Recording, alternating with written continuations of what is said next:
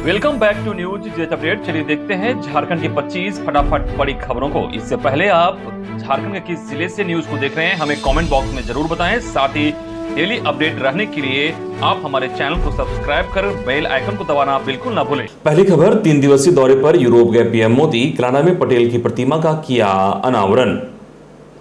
प्रधानमंत्री नरेंद्र मोदी ने कहा कि हम एक नया भारत भी बनाएंगे और बेहतर दुनिया का सपना भी साकार करेंगे। पीएम मोदी ने वीडियो कॉन्फ्रेंसिंग के जरिए कनाडा के सनातन मंदिर कल्चर सेंटर में भारत के प्रथम गृह मंत्री सरदार वल्लभ भाई पटेल की प्रतिमा का अनावरण समारोह को संबोधित किया।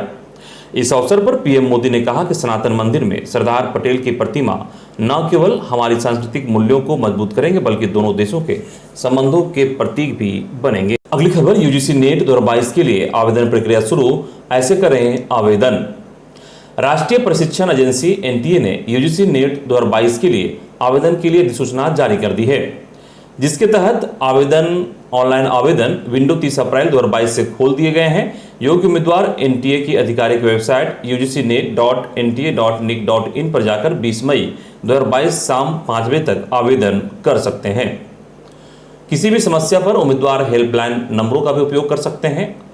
आधिकारिक सूचना प्राप्त करने हेतु आधिकारिक वेबसाइट ugcnet.nta.nic.in पर जाकर आप सूचना प्राप्त कर सकते हैं। साथ ही यूजीसी नेट आवेदन फॉर्म दिसंबर 2021 और जून 2022 दोनों मर्ज किए गए चक्रों के लिए जारी किया गया है। यूजीसी नेट परीक्षा 82 विषयों में कंप्यूटर आधारित मोड में की जाएगी। आवेदन शुल्क की बात करें तो एनटीए यूजीसी नेट परीक्षा के लिए आवेदन करने के लिए उम्मीदवारों को एक तय भुगतान शुल्क को चुकाना होगा, जिसमें अनारक्षित वर्ग के लिए यह शुल्क 1100 रुपये है, जबकि ईडब्ल्यूएस, ओबीसी, एनसीएल के लिए 550 रुपये और थर्ड जेंडर के लिए 275 रुपये निर्धारित है। अगली खबर, झारखंड में आज से बिकेगी क्यूआर कोड वाली शराब, जहां तहां खुली 1500 देसी विदेशी दुकानें। झारखंड में रविवार को ड्राई डे रहा, शराब की तमाम दुकानें बंद रही। झारखंड में नई उत्पाद नीति के अनुसार 2 मई यानी कि आज से पूरे राज्य में शराब की बिक्री शुरू हो रही है। आज से शराब की बोतलें क्यूआर कोड के साथ बिकेगी। वहीं राज्य के सभी 5 प्रमंडल के लिए अब तक केवल 2 ही थोक विक्रेता को टेंडर मिल सका है। थोक विक्रेता तलाशने के लिए फिर से टेंडर जारी किया गया है, जिनके लिए 13 मई तक टेंडर भरने की अंतिम तारीख रखी गई है।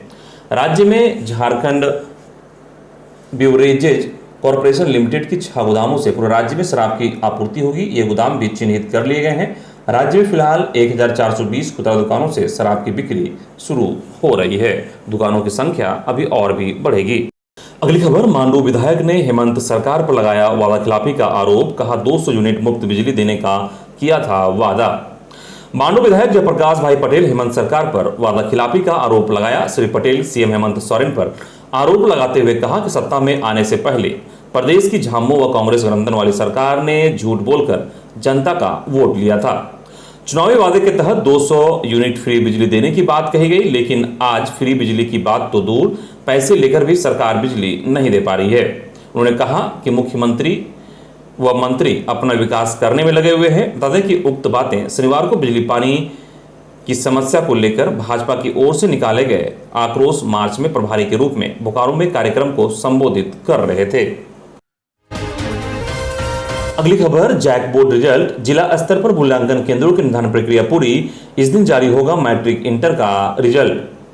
झारखंड एकेडमिक काउंसिल ने जिला स्तर पर मूल्यांकन केंद्रों की निर्धारण प्रक्रिया पूरी कर ली है। साथ ही मूल्यांकन के लिए परीक्षार्थियों की पूरी सूची तैयार कर ली गई है, जिसके आधार पर मूल्यांकन की शुरुआत होगी। बता दें कि झारखंड में मैट्रिक इंटरमीडिएट की परीक्षा संपन्न हो चुकी है। अब झारखंड एकेडमिक काउंसिल की ओर से सेशन को देखते हुए रिजल्ट 30 जून को जारी करने की तैयारी की जा रही है। इसी के मद्देनजर झारखंड एकेडमिक काउंसिल की ओर से मूल्यांकन की तैयारी की जा रही है। इसे लेकर जैक प्रबंधन लगातार इंटरनल बैठक कर रहा है। पंचायत चुनाव को लेकर मूल्यांकन में थोड़ी असमंजस है, लेकिन फिर भी सभी प्रत्याशियों का रिजल्ट प्रकाशित करने की तैयारी की जा रही है। अगली खबर, कोरोना की चौथी लहर में सरकार की कड़ाई, स्कूलों पर लगे प्रतिबंध। कोरोना की चौथी लहर में देश भर में बढ़ रहे संक्रमण के नए मामलों को देखते हुए झारखंड सरकार की ओर से कड़ाई शुरू कर दी गई है। स्कूली शिक्षा एवं साक्षरता विभाग ने सभी स्कूलों में प्राथमिकता के आधार पर कैंप लगाकर छात्रों की कोरोना जांच कराने का निर्देश दिए गए हैं। इस बाबत उपायुक्तों को कोरोना प्रोटोकॉल का अनिवार्य तौर पर पालन कराने की कड़ी हिदायत दी गई है। किसी भी सूरत में स्कूलों में भीड़ भाड़ ना लगने पाए, इस पर नजर रखने को कहा गया है। स्कूली शिक्षा एवं साक्षरता विभाग के सचिव राजेश शर्मा ने सभी जिला के उपायुक्तों को पत्र भेजकर कहा है कि झारखंड में सभी श्रेणी के स्कूल खुले हैं, जिनमें रोज 70% विद्यार्थियों की उपस्थिति है, जबकि कई आवासीय विद्यालयों में भी छात्र छात्राएं हॉस्टल में रहकर अपनी पढ़ाई कर रहे हैं। स्कूलों में कोरोना वायरस संक्रमण न हो, इसके लिए जरूरी है कि प्राथमिकता के आधार पर छात्रों की कोरोना जांच जरूरी है, क्योंकि देश के कई राज्यों में कोरोना के केस लगातार बढ़ रहे हैं। शिक्षा विभाग ने खासकर कस्तूरबा आवासीय विद्यालय, जिला स्कूल, मॉडल स्कूल आदि में कैंप लगाकर छात्र छात्राओं की कोरोना संक्रमण जांच कराने को कहा है। अगली खबर, बिहार का जाति प्रमाण पत्र मामले में शिक्षा मंत्री जगन्नाथ महतो ने दिया जांच का आदेश। झारखंड पंचायत चुनाव की गहमागहमी है। धनबाद प्रखंड के गोपीनाथ डी पंचायत के मुखिया प्रत्याशी छोटू कुमार दास ने अपनी पंचायत के उम्मीदवार बने वीरेंद्र कुमार पासवान पर आरोप लगाया है कि उनका जाति प्रमाण पत्र बिहार का है। उस जाति प्रमाण पत्र को आधार मानकर उनका नामांकन रद्द किया जाए, इस पर कई घंटे विचार विमर्श व उच्च अधिकारियों के दिशा निर्देश के बाद निर्वाची पदाधिकारी ने वीरेंद्र कुमार पासवान के नामांकन को सही ठहराया। इधर इस मामले से झारखंड के शिक्षा मंत्री जगन्नाथ महतो को भी अवगत कराया गया। उन्होंने मामले की जांच का आदेश दिया है। इधर धनबाद प्रखंड के गोपीनाथ डी पंचायत के मुखिया प्रत्याशी छोटू कुमार दास के समर्थन में भाषा आंदोलन के जयराम महतो शनिवार की सुबह धनबाद प्रखंड कार्यालय पहुंचे और वीरेंद्र कुमार पासवान के नामांकन को रद्द करने की मांग की। इधर रद्द हो सकती है शिक्षकों की गर्मी छुट्टी। खबर के मुताबिक पंचायत चुनाव के पहले चरण का मतदान 14 मई को है, वहीं दूसरे चरण का मतदान 19, तीसरे चरण का मतदान 24 मई को और चौथे चरण का मतदान 27 मई को है। वहीं चौथे चरण के मतदान के बाद 31 मार्च को काउंटिंग भी है। शायद पंचायत चुनाव के कारण आचार संहिता लागू है। आचार संहिता के कारण सरकारी कर्मियों की छुट्टी नहीं देने का आदेश जारी की गई है। विशेष परिस्थिति में उच्च अधिकारियों द्वारा ही छुट्टी मंजूर की जा रही है। इधर पंचायत चुनाव के बीच में ही इस बार 17 मई से गर्मी छुट्टी घोषित है। ऐसे में शिक्षकों के मन में छुट्टी को लेकर संशय बरकरार है। जहां पहले चरण का मतदान है वहां तो शिक्षकों को गर्मी छुट्टी मिल सकता है, पर दूसरे और तीसरे और चौथे चरण के मतदान के कारण उन क्षेत्रों के शिक्षकों को मतदान कार्य में लगाए जाने के कारण उनकी गर्मी छुट्टी कैंसिल भी हो सकती है। अगली खबर, सालखन मुर्मू ने की नया झारखंड बनाने की अपील, कहा 90% रोजगार ग्रामीणों को देना होगा। आदिवासी सिंगल अभियान के राष्ट्रीय अध्यक्ष और पूर्व सांसद सालखन मुर्मू ने नया झारखंड बनाने की अपील की है। कहा है कि झारखंड में 90% रोजगार ग्रामीण इलाके के लोगों को मिलना चाहिए। उन्होंने कहा कि झारखंड में राजनीतिक हलचल तेज है। झारखंड की स्थापना के 22 वर्ष में कई बार सत्ता परिवर्तन हुआ, आगे भी होगा, लेकिन क्या झारखंड के लोगों की आकांक्षाएं पूरी हुई? उन्होंने एक प्रेस विज्ञप्ति जारी कर कहा कि आदिवासी मूलवासी के जीवन में इन 22 सालों में कोई परिवर्तन नहीं हो सका। ऐसे में क्या झारखंड की जनता पार्टियों नेताओं को कोसने के बजाय कुछ मुद्दों पर चिंतन मंथन करे ताकि नया झारखंड बनाने का सपना साकार हो। अगली खबर, नहीं हुआ चांद का दीदार, 3 मई को मनाई जाएगी ईद। राजधानी रांची सहित राज्य के किसी भी हिस्से में इस्लामी कैलेंडर का 10वां माह के चांद का दीदार नहीं हुआ। सव्वाल मुकर्रम महीने की पहली तारीख को ईद उल फितर का त्यौहार मनाया जाता है, क्योंकि रविवार को रमजान उल मुबारक माह की 29 तारीख को चांद नजर नहीं आया। इसलिए सोमवार यानी 2 मई को 30वां रोजा होगा। ईद की नमाज 3 मई को अदा की जाएगी। इस बात की पुष्टि इदार-ए-शरिया झारखंड और इमारत शरिया ने कर दी है। दोनों संस्थाओं के अनुसार सव्वाल मुकर्रम महीने की चांद देखने की कोशिश की गई, मगर झारखंड व आसपास के राज्यों में कहीं भी चांद देखे जाने की सूचना नहीं है। ऐसे में 3 मई यानी मंगलवार को ईद उल फितर मनाई जाएगी। हालांकि इदार-ए-शरिया ने यह भी कहा कि अगर चांद देखे जाने का सबूत मिलता है तो दोबारा ऐलान किया जाएगा। वहीं रांची में ईद से पहले पुलिस ने निकाला फ्लैग मार्च, सुरक्षा के लिए किए गए पुख्ता इंतजाम। फ्लैग मार्च में रांची पुलिस के साथ साथ RAF की एक कंपनी भी शामिल हुई। अगली खबर, भाजपा कोर कमेटी की बैठक, पार्टी सरकार के खिलाफ और होगी आक्रामक। राज्य में जारी राजनीतिक उठापटक, आरोप प्रत्यारोप, राज्यपाल का गृह मंत्री से मिलने और भाजपा नेताओं का दिल्ली दौरे के बाद भाजपा कोर कमेटी की बैठक प्रदेश भाजपा कार्यालय में प्रदेश अध्यक्ष दीपक प्रकाश की अध्यक्षता में रविवार को हुई। बैठक में भाजपा के तमाम दिग्गज नेता, केंद्रीय मंत्री अर्जुन मुंडा, पूर्व CM और भाजपा के राष्ट्रीय उपाध्यक्ष सरयू राय, नेता विधायक दल बाबूराम मरांडी, डॉक्टर रविंद्र राय, सांसद सुनील सिंह, विधायक नीलकंठ सिंह मुंडा, क्षेत्रीय संगठन महामंत्री नागेंद्र नाथ त्रिपाठी आदि नेता शामिल हुए। बैठक के बारे में मिली जानकारी के अनुसार केवल और केवल राज्य के राजनीतिक हालात को लेकर चर्चा हुई और इसको लेकर भाजपा का आगामी क्या कदम होगा, इसको लेकर रणनीति बनाई गई है। जानकारी के अनुसार भाजपा अपने कदम पीछे खींचने के मूड में नहीं दिख रही है और आने वाले दिनों में पार्टी और आक्रामक होगी। एक तो मुख्यमंत्री समेत उनके परिवारों के लोगों पर लगे कई तरह के भ्रष्टाचार एवं अनियमितता पर पार्टी मुखर होकर चलेगी। साथ ही साथ पार्टी सरकार की विफलताओं को लेकर जनता के बीच भी आक्रामक होकर जाएगी। अगली खबर, पंचायत चुनाव 2022 पर सभी दलों की नजर, बिना निशान पार्टी कैंडिडेट उतारने की तैयारी। झारखंड में त्रिस्तरीय पंचायत चुनाव की प्रक्रिया चल रही है। चुनाव दलीय आधार पर नहीं हो रहे हैं। इसके बावजूद सत्तारूढ़ गठबंधन के दल झारखंड मुक्ति मोर्चा, कांग्रेस और राजद जोर लगाए हुए हैं। मुख्य विपक्षी पार्टी भाजपा और आजसू भी कोई कसर नहीं छोड़ना चाहती। जेएमएम के वरीय नेता सुप्रियो भट्टाचार्य का कहना है कि झामुमो के महाअधिवेशन के दौरान ही सभी जिला अध्यक्षों को यह संदेश दे दिया गया था कि जब भी पंचायत चुनाव हो उससे पहले आपसी सहमति बना ले कि त्रिस्तरीय पंचायत चुनाव में पार्टी से जुड़े या झामुमो की विचारधारा के नेता को ही जीत हो। सुप्रियो भट्टाचार्य ने कहा कि त्रिस्तरीय पंचायत चुनाव में 95% सीट पर आपसी सहमति से झामुमो की विचारधारा वाली एक ही व्यक्ति मैदान में हो, यह सुनिश्चित किया जाए। अगली खबर, ठनका और आंधी से राज्य में बच्चे समेत 4 की मौत, येलो अलर्ट जारी। झारखंड में मौसम ने कहर बरपाया है। आंधी और ठनका गिरने से 4 लोगों की मौत हो गई। 2 मौत साहेबगंज जिले में हुई है, जबकि बोकारो और खूंटी में एक की जान गई है।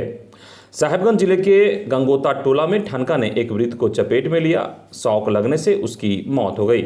दूसरी ओर राधानगर थाना क्षेत्र में ठनका गिरने से एक महिला की मौत हो गई। ठनका ने महिला के शरीर को झुलसा दिया। खूंटी के कर्रा में एक बच्चे की मौत वज्रपात से हो गई। उसकी पहचान ग्रामीण चरकुसंगा के पुत्र के रूप में हुई। वहीं बोकारो स्टील में प्लांट में आंधी से मैनेजर धनंजय को आंधी ने अपना निवाला बना लिया। तेज हवा के झोंके से एक स्टील सीट मैनेजर धनंजय के ऊपर गिर गया। धनंजय गंभीर रूप से घायल हो गया। उन्हें अस्पताल ले जाया गया, जहां उसे मृत घोषित कर दिया गया। दूसरी तरफ झारखंड के आधे हिस्से में मौसम भले बदल गया, लेकिन पलामू और गढ़वा में आसमान से आग बरस रही है। लू ने जीना मुहाल कर रखा है।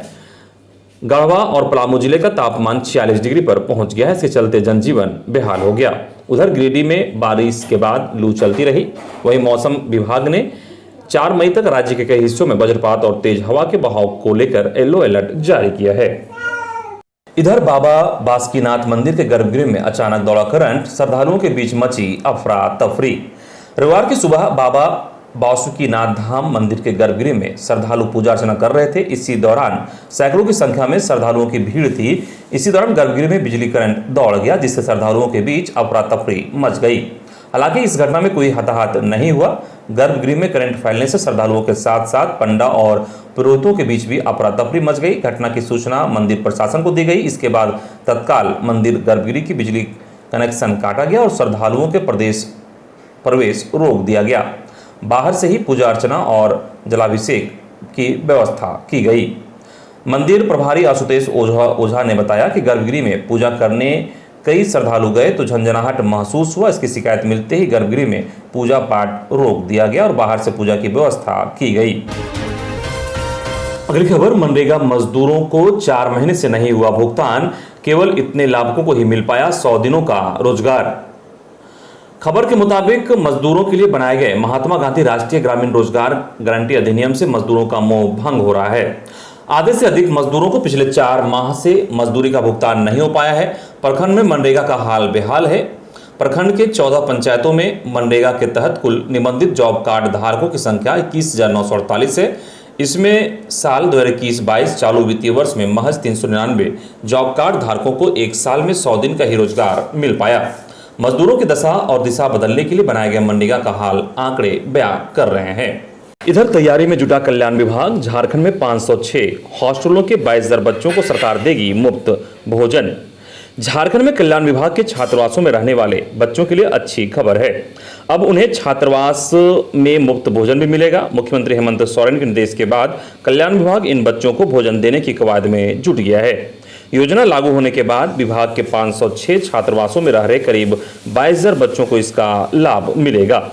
इन बच्चों को CSR मद से 3 टाइम भोजन और जलपान देने की योजना है। विभागीय सचिव के सेन ने सभी जिलों के DC को पत्र लिखकर छात्रावासों में रह रहे बच्चों की जानकारी मांगी है। उन्होंने 15 दिनों के भीतर पूरी जानकारी उपलब्ध कराने को कहा है। पिछले सप्ताह हुई विभागीय समीक्षा बैठक में मुख्यमंत्री ने कल्याण विभाग के छात्रावासों में रह रहे छात्र छात्राओं की समस्या पर चर्चा करते हुए उसके समाधान पर जोर दिया था। इसके बाद विभाग ने इसकी तैयारी शुरू कर दी है। DC को भेजे गए पत्र में सचिव ने तय फॉर्मेट में 19 बिंदुओं पर जानकारी मांगी है। इनमें छात्रावास का नाम, स्थान और उसकी कोटि की जानकारी देनी है। अगली खबर, नीति आयोग की डेल्टा रैंकिंग में रामगढ़ को 6ठा स्थान। हर माह जारी होती है 117 आकांक्षी जिलों की रैंकिंग। आकांक्षी जिला कार्यक्रम अंतर्गत नीति आयोग की ओर से प्रति माह जारी की जाने वाली डेल्टा रैंकिंग में मार्च माह के लिए रामगढ़ जिले को देश में 6ठा स्थान प्राप्त हुआ है। स्वास्थ्य एवं पोषण के क्षेत्र में मार्च महीने के आकलन में रामगढ़ जिले का 5वां और कृषि के क्षेत्र में 8वां, वित्तीय समावेशन एवं कौशल विकास में 7वां एवं बुनियादी ढांचों में 15वां स्थान प्राप्त हुआ है, जबकि समग्र आकलन में जिले को इस माह 6ठा स्थान मिला है। बता दें कि नीति आयोग द्वारा आकांक्षी जिला कार्यक्रम के तहत प्रति माह जारी की जाने वाली डेल्टा रैंकिंग में सुधार के लिए उपायुक्त माधवी मिश्रा के निर्देश पर नियमित रूप से सभी विभागों की समीक्षा बैठक आयोजित की जा रही है। अगली खबर, धनबाद जिले में बंद पड़ी खदानों में हो रहे अवैध खदान पर NGT ने लिया संज्ञान। धनबाद में BCCL, ECL के बंद पड़ी खदानों में अवैध माइनिंग की घटना पर नेशनल ग्रीन ट्रिब्यूनल NGT ने संज्ञान लिया है। NGT ने जांच विक्टोरिया कोलेरी, मुगमा, निरसा और गोपीनाथपुर कोलेरी में अवैध खनन के दौरान मारे गए लोगों के मामले को गंभीरता से लेते हुए जांच कमेटी गठित कर दी है। NGT की न्यायिक सदस्य जस्टिस B अमित अस्थालेकर और विशेषज्ञ सदस्य सहवाल दास गुप्ता की पीठ ने मामले पर कई ऑब्जर्वेशन भी दिए। पीठ ने कहा कि धनबाद के निरसा स्थित इस खदान में अवैध खनन के क्रम में कई लोग दब गए थे। फरवरी में ECL के बंद पड़े खदान में 5 लोगों की जान चली गई थी। वहीं धनबाद के गोपीनाथपुर में बंद पड़े खदान में घटना घटी थी। मीडिया में इसको लेकर व्यापक रिपोर्ट आई थी। अगली खबर, झारखंड के बोकारो के परसबनी पंचायत क्षेत्र में 2 भालू को किया गया रेस्क्यू। रांची के ओरमांझी जू भेजा गया। बोकारो जिला अंतर्गत नावाडी प्रखंड के परसबनी पंचायत के बांध ऊपरगांव के समीप से रविवार की दोपहर बोकारो वन विभाग एवं रांची रेस्क्यू की टीम ने बेरमो अनुमंडल पदाधिकारी अनंत कुमार एवं जिला वन पदाधिकारी AK सिंह के नेतृत्व में 2 नर भालू को बरामद कर लोहे के पिंजरा में बंद कर रांची के ओरमांझी स्थित रेस्क्यू सेंटर ले गई। बरामद भालू बंगाल के 2 मदारी टीम द्वारा बीते 15 दिनों से परसबनी सहित आसपास के गाँव में खेल दिखा रहा था। भालू के खेल के कारनामे वीडियो सोशल मीडिया में वायरल होने के बाद यूपी के लोकसभा सांसद सह पशु अधिकार वादी मेनका संजय गांधी की ओर से संचालित पीपल फॉर एनिमल के सदस्य निश्चय कुमार की नजर पड़ी। तत्काल इसकी जानकारी सांसद मेनका गांधी को दी गई। जानकारी मिलते ही लोकसभा सांसद सह संस्था के निदेशक मेनका गांधी ने बोकारो DC कुलदीप चौधरी को दूरभाष पर जानकारी देते हुए उक्त भालू को बरामद करने का निर्देश दिया।